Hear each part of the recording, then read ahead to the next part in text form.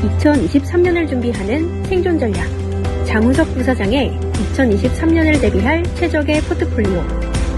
이항영 위원의 미래를 이끌어갈 유망 테마. 여기에 미주미 특별 게스트까지. 6차 세미나 때 탄탄한 체력을 갖춘 종목 선별법으로 많은 관심을 받았던 채슬리 투자자문 최1호 상무의 적정주가 평가와 기업 선별법까지 준비했습니다. 수강 신청은 윤색탕의 투자공간 세미나를 입력하세요. 네, 월스트리트 모닝 브리핑 함께하고 있는 시각 현재 6시 44분 지나고 있습니다. 제가 이렇게 아침에 목소리가 갈라지는 일이 거의 없는데 이 피로 누적이 정말 심각한 것 같고요. 이럴 때는 지니뉴스에 누워서 꿀잠을 좀 자야겠다라는 생각이 듭니다. 어제도 아침에 좀 제가 목소리가 많이 갈라져서 여러분께 좀 꾀꼬리 같은 그런 목소리를 전달드리지 못해서 오늘 아침에 굉장히 발성 연습을 하면서 운전하면서 왔는데 이게 안 되네요. 자, 바로 목소리 조금 더 좋은 채슬리 투자자문 최1호 상무 함께하도록 하겠습니다. 상무님 어서 오세요. 네, 안녕하세요. 네, 우리 상무님 목소리가 정상적이시군요. 자, 오늘 시장 상황을 전반적으로 좀 점검을 또 해볼 텐데 예. 지금 한 달 정도, 그러니까 잭슨홀 미팅을 기준으로 해서 한 달 정도가 지났습니다. 이 사이에 정말 많은 일이 있었어요. 네. 전반적으로 굉장히 힘든 구간을 보내고 있고요. 주가도 많이 빠졌습니다. 네. 아까 최고점 대비 하락률을 말씀해 주셨는데 그때 하락률의 반 정도가 이 한 달 정도에 빠졌으니까요. 굉장히 좀 이례적인 그런 상황을 겪고 있다고 볼 수 있을 것 같고요. S&P 500 기준으로 13%가 빠졌고요. 많이 빠진 거는 뭐 필라델피아 반도체 지수 20%, 부동산 16.9%, 에너지 16.9% 이렇게 하락을 했고 그나마 뭐 버틴 거는 방어 섹터라고 할 수 있는 유틸리티, 필수 소비재, 헬스케어 이런 류의 섹터들이 한 10% 내외 정도로 이제 방어하고 있는 네. 그런 상황입니다. 자, 이 가운데 있어서 우리가 지금 이렇게 시장이 안 좋아진 데에 따른 근본적인 원인을 보자면 뭐 다들 아실 건데 그래도 이제 그 쓰라린 곳을 저희는 직면을 해야 되잖아요. 그렇죠. 눈 똑바로 뜨고 봐야 되는데 요인이 뭘까요? 잘 말씀하셨고 이제 외면하지 말고 직면을 해야 될 것 그쵸. 같고요. 일단 근본적인 뭐 그 원인이라고 하면은 연준의 좀 더 매파적인 스탠스가 확인이 됐다 이렇게 보시면 될 것 같고 차트를 보시면은 뭐 보기 싫으시겠지만 일단 4분기에 상당히 좀 매파적인 정책으로 물가를 잡겠다는 연준의 정책이 다시 한번 확인이 되었고요. 그쵸. 파월의 뭐 기자회견이나 FOMC 성명문을 보더라도 물가가 2%까지 갈 때까지는 이 매파적인 스탠스를 조정하지 않겠다. 그리고 더 큰 고통이 따를 거다. 그리고 그 고통을 견뎌라. 이런 메시지가 주로 시장에 지금 반영이 되고 있고요. 정책금리뿐만 아니라 전반적으로 모든 금리 자체가 동반 상승하는 그런 상황으로 지금 주식시장 그리고 개별 주식, 섹터 이런 부분들을 압박을 하고 있습니다. 네. 자, 이 가운데 장기금리 차트를 보시면은 거의 이제 오늘 말씀하시는 거 보니까 4%까지 올라왔는데 지난주 말 기준으로 해서 3.86%인데 지금 거의 4%에 근접을 했죠. 그쵸. 근데 10년물뿐만 아니라 회사채나 더 위험한 채권인 하이힐드 이런 채권의 금리들도 다 상승을 하고 있습니다. 그래서 무디스 트리플 A 등급의 채권 금리가 4.5%, 이를테면 애플이나 마이크로소프트, 존슨앤존슨 정도가 무디스의 트리플 A 등급을 받고 있는데 4.5% 정도의 거래가 되고 있고요.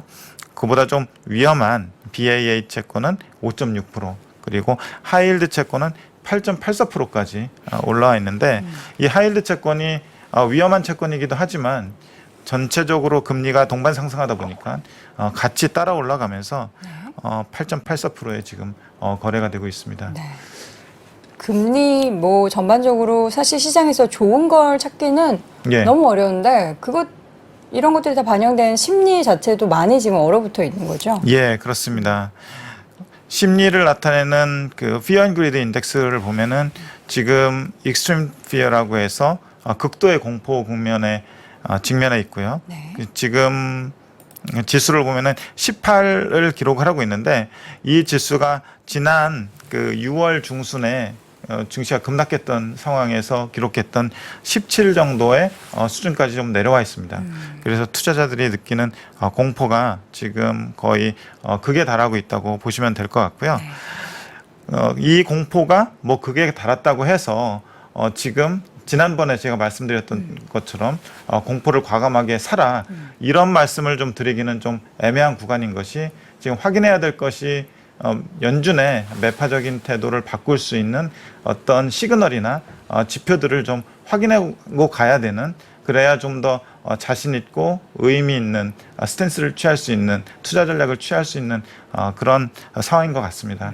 근데요, 상무님, 사실 6월에도 우리가 연준이 비둘기적으로 변할 것이다라는 기대감은 없었잖아요. 예. 근데 이제 그때와 지금이 앞서서 다르다고 말씀하셨던 예. 게 그때는 공포에 살 수 있는데 지금은 공포에 살 수 없다라는 얘기는 뭔가 차이가 있을 것 같은데 어떤 차이가 가장 큰 건가요? 그때 상황은 지금보다는 금리 상승세나 이런 것들이 조금 둔했고 가파르지 않았고. 예, 그리고 그 이후에 금리 하락세가 확인되는 그런 구간이었습니다. 그런 구간 하에서 공포 심리만 작용하고 있었기 때문에 네.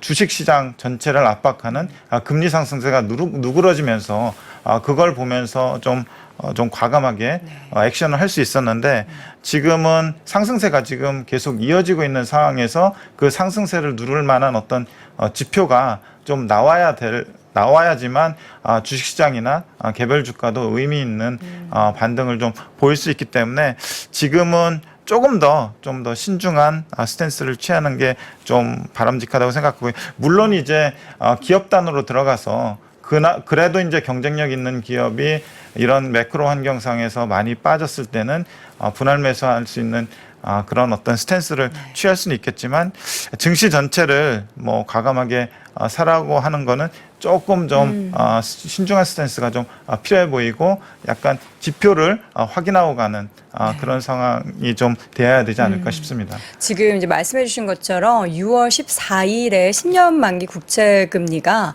3.4%를 예. 찍고 나서 계속 2달 넘게 하락세를 보이면서 지금 제가 지금 보고 있는 차트상에는 한 7월 정도 되니까 2% 후반까지 많이 2.57%까지 예. 내려갔었죠. 하락을 90%, 했어요. 90bp 정도 그러니까요. 단기간에 내려가면서 그 부분이 증시의 랠리를 일으킨 네. 어떤 기폭제가 됐었죠. 그때는 이렇게 하락을 해서 그래도 그때 당시에 6월에 하락했었던 공포에서 매수할 수 있는 뭔가 포인트는 예. 국채금리의 예. 움직임이 있었는데 지금은 그때와 다르게 엄청나게 고공행진을 펼치고 있기 때문에 예. 살만한 상황은 아니다. 지금 그래서 어쨌든 금리가 핵심 변수가 되고 있고요. 네. 그리고 금리를 움직일 수 있는 게 어쨌든 경기하고 물가 요인이기 때문에 경기하고 물가 요인에 관련된 앞으로 향후 경제 지표가 나오면서 상당한 좀 변동성을 가지고 갈 수 있는 그런 상황입니다. 수급은 어떻습니까? 수급은 이것도 굉장히 좀 시장의 변동성을 일으킬 수 네. 있는 요소인데 8월 말에 지금 미국의 신용잔고가 688빌리언을 기록을 했거든요. 그게 우리 돈으로 963조 원입니다. 8월에 보면은 8월 중순까지 증시가 랠리를 펼쳤고 그 이후에 조정을 거쳤는데 조정다운 조정은 없었습니다. 그래서 8월 달에 실제로 신용잔고의 감소분을 보면은 그렇게 크지 않았어요. 근데 9월 들어면서 지금 증시가 크게 하락하고 있는 가운데 제가 볼 때는 신용잔고가 많이 감소했을 가능성이 높지만 그래도 이 부분이 증시의 변동성을 일으킬 만한 요인이고 물론 지난 2021년 10월에 신용잔고가 그 정점을 찍었을 때 약 우리 돈으로 1,300조 원 됐었는데 그 정점 대비로는 한 26.5% 정도 많이 빠져 있는 상태긴 하지만 여전히 좀 평균 대비는 좀 높은 상태라서 이 부분도 조금 어느 정도 해소가 된 다음에 증시가 좀 가벼워진 상태에서 좀 랠리의 어떤 가능성을 좀 봐야 되지 않을까 싶습니다. 네. 그렇다면 이제 지금 상황을 쭉 이렇게 확인을 해봤는데 예. 앞으로의 흐름을 물론 단기적으로 예. 이러한 변화들이 급변하게 나타나진 않겠지만 예. 급격히 변화하지 않겠지만 무엇이 그 파월 의장의 뭔가 생각을 좀 바꿀 수 있는 단초가 될 수 있을까요? 예. 요즘에 뭐 얘기 많이 나오는 게 소비 얘기, 고용 얘기 나오면서 이런 것들이 꺾이는 게 유의미하게 보이면 파월의 스탠스가 조금은 또 변화가 나타날 것이다라고 보잖아요. 예. 물론 이제 정책 효과가 실제로 그 반영되기까지는 시차가 있겠지만 네.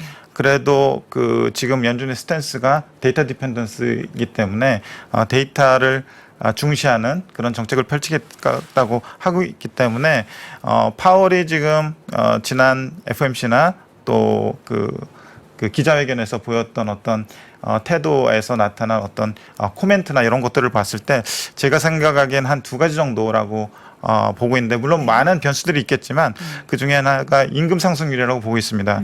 이 지금 임금 상승률이 연율로 보면은 5%대 증가세를 계속 유지를 하고 있거든요. 그런데 파월이 생각하기에는 그 임금 상승률이 물가를 자극을 하고 있고 또 임금 상승률이 지금 떨어지지 않는 이유가 노동시장의 수급 불균형이라고 보고 있는데 실제로 일자리는 두 개인데 일할 만한 의사를 가진 사람은 한 명으로 지금 파악이 되고 있거든요. 그래서 노동 수요 대비 공급이 좀 적은 상태인데 그 이유가 사람들이 팬데믹 이후에 어떤 쌓아놓은 부나 이런 것들 때문에 노동 시장으로 참여하기를 좀 주저하고 있는데 그래서 노동 참여율 자체도 과거보다 좀 낮은 상태다. 그 사람들이 노동 시장으로 들어오게 되면은 노동 공급도 많아지고 수요도 좀 해소되면서 임금 상승률도 좀 낮아질 거라고 예상을 하고 있고 실제로 그렇게 되면은 물가를 자극하는 임금 상승률도 조금 둔화될 거라고 보고 있습니다. 네.